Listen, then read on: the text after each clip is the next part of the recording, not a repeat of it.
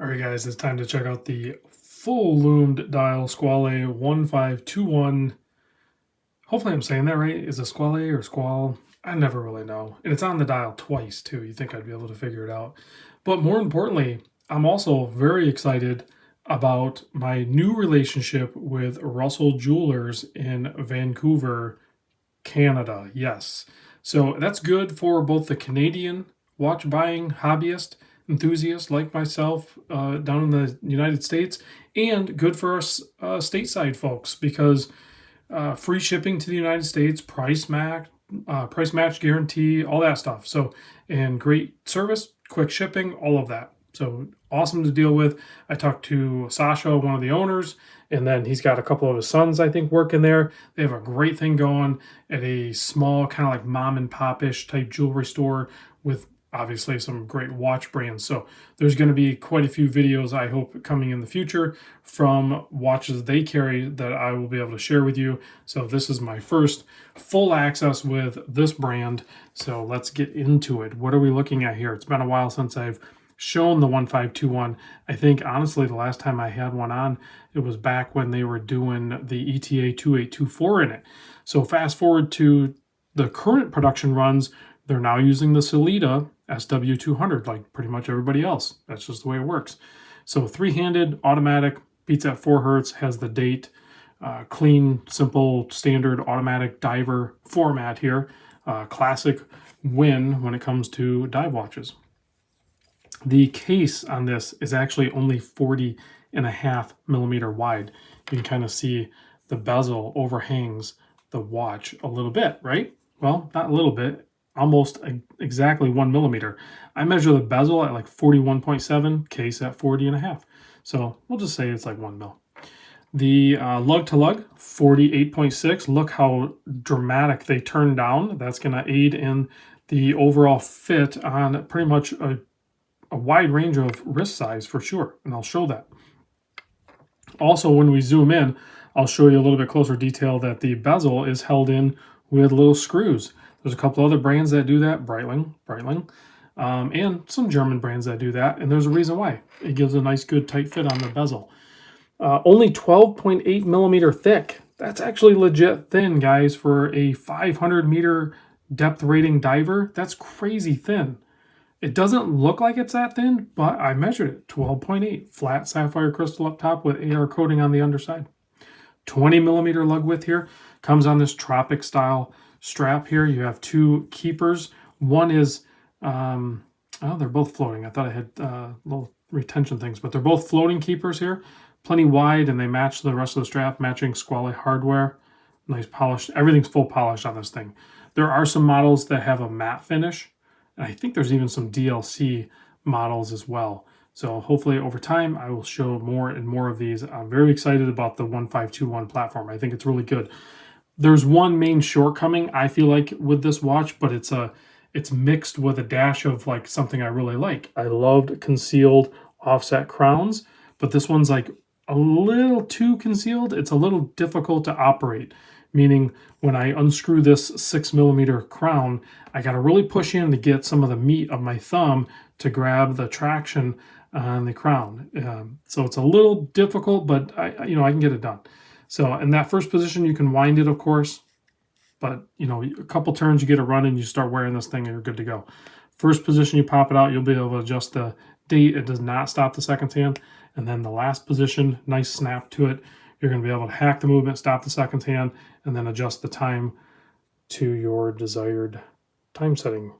And then push it in. And then when you're screwing it in, kind of the same thing. You have to kind of, get in there a little bit and back spinning it. That is a practice that I recommend that people get in so you can feel the thread drop in. And then once you get it good to go, you just kind of screw it down. Again, like I said, it's just the accessibility of the crown is a little challenging.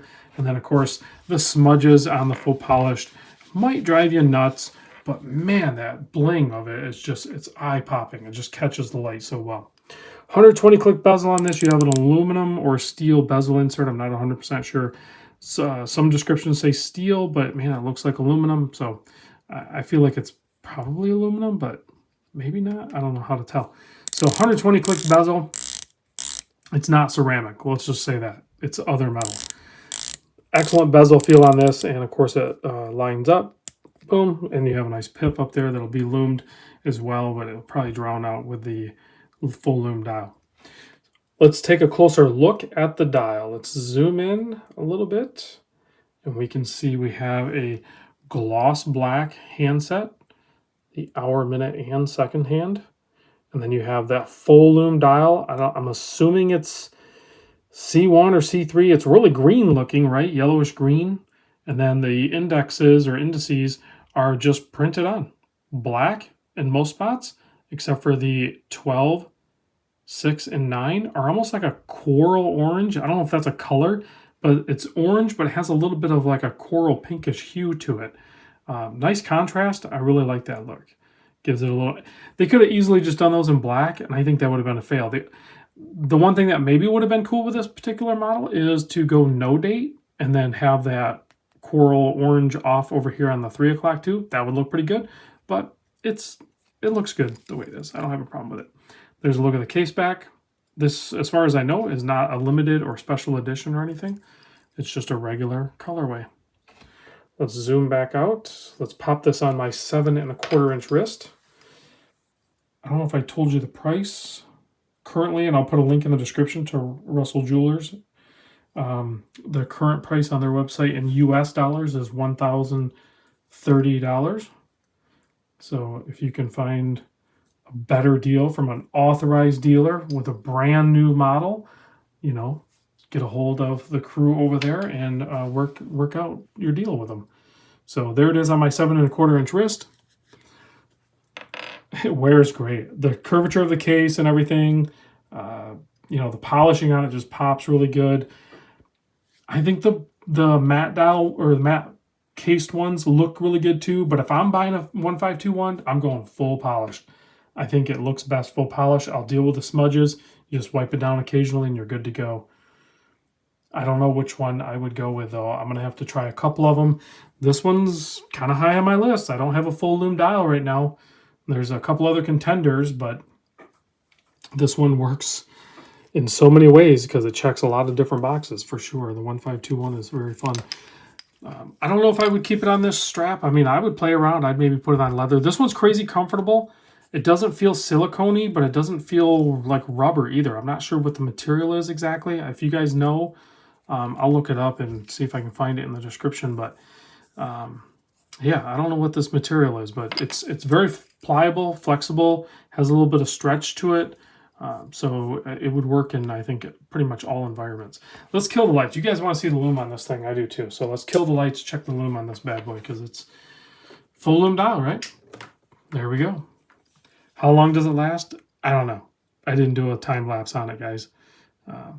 But it's not like the micro brand lume stuff. It's plenty bright. I don't know if I have something to compare it to. Well, I have a Seiko just sitting over here we can kind of compare it to. So there's like the Seiko lume compared to it. So it's plenty bright. It's super legible. No issue there.